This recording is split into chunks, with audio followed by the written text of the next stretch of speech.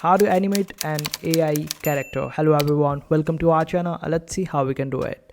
First of all, you would require to get the image for that particular character, and you can use Midjourney for it. You can also use other platforms for it like Leonardo AI or Canva, and make sure that when you are doing it on Midjourney and your prompt with this, so this way you would be able to generate higher quality image.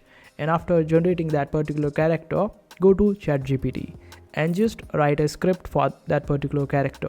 Then you can use Well-Said Labs in order to generate the audio for that particular character using the words generated from ChatGPT. You can also go with the 11 Labs for free, and this way you would be able to generate the voice for your character.